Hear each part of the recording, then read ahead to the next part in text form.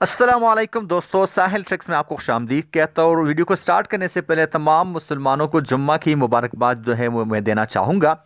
दोस्तों, सऊदी अरब में गैर मुल्कियों के बड़े मसाइल क्या हैं, उनके बड़ी मुश्किलात क्या हैं, यहाँ पे मेरे पॉइंट ऑफ व्यू से जितना मुझे पता चला है, जितना मैंने पढ़ा है, जितना लोगों ने मुझे बताया है, जितना ये चैनल मैं चला रहा हूँ उस अरसे में मुझे पता चला है, तो यहाँ पे मैंने कुल मिला के यहाँ पे 6 ऐसे बड़े मसाइल इकट्ठे कर लिए हैं जिनसे गैर मुल्कियों की ज़िंदगी जो है वो अजाब बन जाती है, जिसकी वजह से उनका कैरियर तबाह हो जाता है और जिनकी वजह से वो वहाँ पे उनका मन भर जाता है और वो घर चले आते हैं या वहाँ पे फंसे रहते हैं गैर कानूनी होके। कुछ भी वहाँ पे उसके मसले मसाइल ज़्यादा होते हैं। तो वीडियो को मैं स्टार्ट करने वाला हूँ। बहुत ही कमाल की वीडियो होने वाली है और यकीनन आप मेरे बातों से एग्री करेंगे।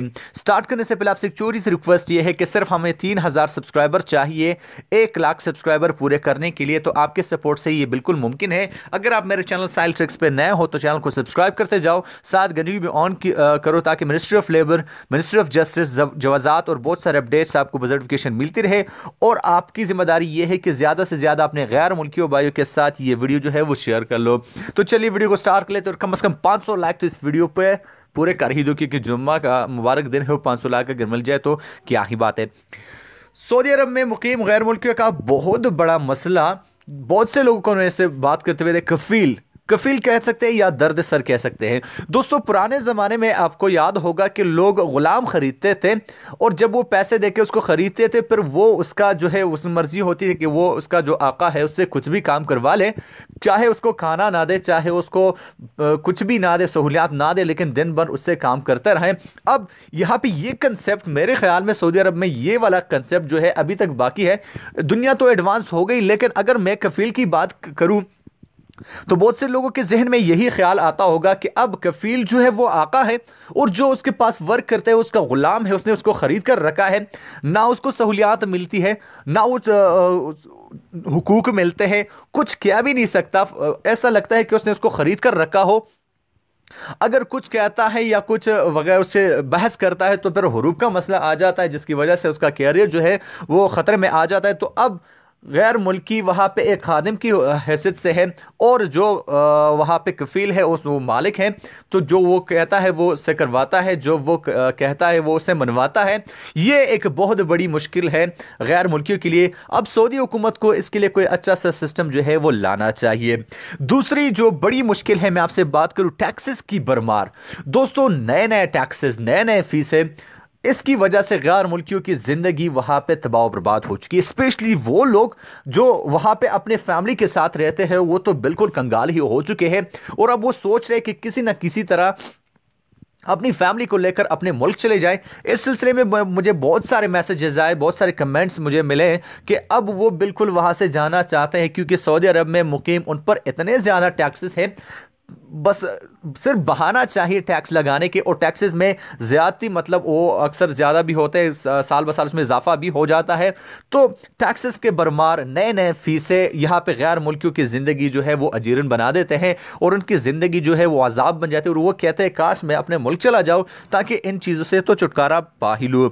तीसरे बात पे जो बहुत बड़ी मुश्किल है वो मैं आपसे शेयर कर रहा हूँ, सैलरी का टाइम पर ना मिलना। दोस्तों, अक्सर हमें सुनने को मिलता है कि मुझे तनख्वाह नहीं मिली है, 1 महीने की नहीं मिली, 2 महीने, 3, 4, 5, 6, लगभग 10 महीनों की भी नहीं मिलती।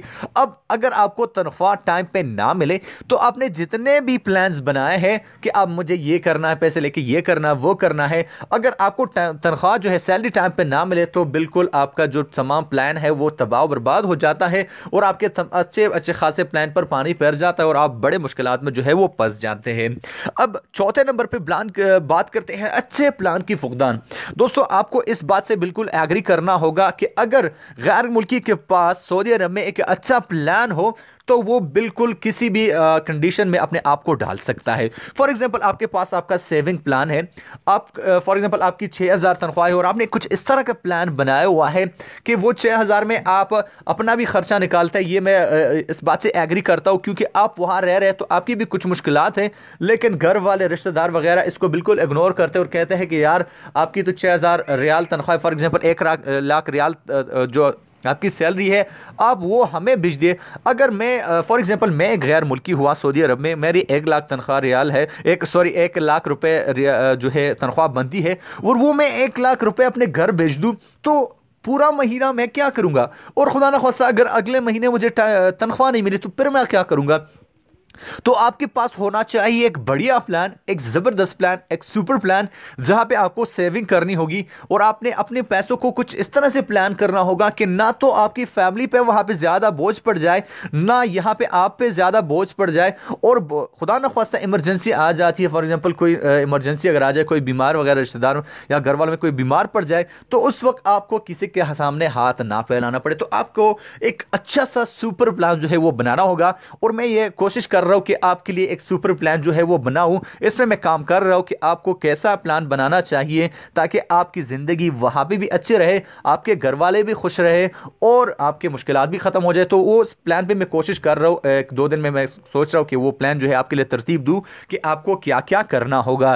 तो अगर आपको वो ऐसी वीडियो चाहिए तो आप नीचे कमेंट बॉक्स में मुझे बता सकते हो। देखता हूं कि अगर ज़्यादा लोग चाह रहे हैं तो वो वीडियो मैं बना लूँगा। अब 5वें नंबर पे उनकी बहुत बड़ी मुश्किल जो है इमरजेंसी छुट्टी।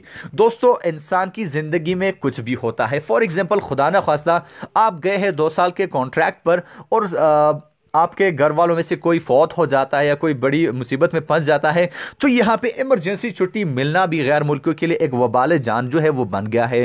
कफील छुट्टी नहीं दे रहा, कह रहा है कि यार मत जाओ, हालांकि वहाँ पे काम ही कुछ ऐसा होता है। फॉर एग्जाम्पल खुदा न खास्ता अगर आपके घर वालों में से कोई फौत हो जाता है तो आप उस पैसों का क्या करेंगे? आपको तो वहाँ जाना होगा। लेकिन यहाँ पे बहुत से लोगों को मैंने ये रोते हुए देखा है कि इमरजेंसी छुट्टी जो है वो उनको नहीं मिली। हालांकि गैर मुल्कियों का ये हक है कि उन्हें इमरजेंसी छुट्टी जो है वो मिलनी चाहिए, लेकिन बहुत से लोग इससे भी नाला है। तो मैंने सोचा कि ये पॉइंट भी यहाँ पे मैं ऐड कर लूँ। छठा पॉइंट जो है वो बहुत ही इंपॉर्टेंट है और आपको इससे बहुत गौर से जो है वो सुनना होगा। सऊदी कानून वर्सेस गैर मुल्की तारकीन। दोस्तों, एक बात मैं आपको क्लियर कर दूं कि अगर आप सऊदी अरब में काम कर रहे हैं तो सबसे पहले तो आपको कानून के बारे में सही तरीके से समझना होगा कि कौन सा कानून कहां पे लागू है, कौन से कानून की आप ना जानते हुए भी खिलाफ वर्जी कर रहे हैं। सबसे पहले तो आपको अपने तमाम कवानीन जो वहाँ के तमाम कवानीन से अपने आप को बाखबर रखना है, चाहे वो ट्रैफिक कवानीन हो, चाहे लेबर कवानीन हो, चाहे इकामा कवानीन हो। तो सबसे पहले तो आपने उनके बारे में अच्छी तरह से जानकारी लेनी है और बाद में उन्हीं कवानीन के मुताबिक चलना है ताकि बाद में आपको कोई भी मुश्किल सामने ना आए। बहुत से लोगों को मैंने देखा है कि छोटी से छोटी खिलाफ वर्जी पे वहाँ पे पड़े रहते हैं और जेलों में रहते हैं। अब यहाँ पे एक और बात जो है मैं आपको बता दूं, हो सकता है कि आप कानूनी मुकीम हो, आपके पास इकामा वैलिड है, आप अच्छी तरह से काम कर रहे हैं, लेकिन एक बात मैं हमेशा कहता हूं कि सऊदी अरब के कानून के मुताबिक अगर आप किसी भी ऐसे बंदे की जो है हेल्प कर रहे हैं जिसका इकामा एक्सपायर है, जिस पे कोई केस है, मतलब वो गैर कानूनी है, और आप कानूनी होते हुए भी उसकी मदद कर रहे हैं, तो यहाँ पे आप बहुत बड़ी मुश्किल में जो है वो फंस सकते हैं। ये मैं एग्री आपसे करता हूँ कि हो सकता है वो आपके मुल्क का हो, आपके गाँव का हो, आपका कोई अपना हो, इंसानियत के जज्बे के तहत आप उसकी मदद करना चाह रहे हैं, ये ठीक है, लेकिन कानून से आप वहां पे खिलवाड़ कर रहे हैं। और अगर आप किसी भी ऐसी हालत में पड़ते हैं जहां पे आप उनकी ऐसी मदद करते हैं गैर कानूनी मुकीम लोगों की, तो आप वहाँ पे काफ़ी मुश्किल में जो है वो फंस सकते हैं। क्योंकि हाल ही में मैंने आपसे जवाज़ात का एक अहम ऐलान जो है वो शेयर किया था कि अगर सऊदी शहरी भी हुआ तो उसको भी सज़ा होगी। फॉर एग्जांपल अगर कोई सऊदी शहरी किसी गैर कानूनी मुकीम का मदद कर रहा है, उसको रिहाइश प्रोवाइड कर रहे हैं, ट्रांसपोर्ट प्रोवाइड कर रहे हैं, तो उसको 6 महीने कैद, 1 लाख रियाल जुर्माना होगा। लेकिन यहाँ पे बुरी बात आती है गैर मुल्की तारकीन के लिए।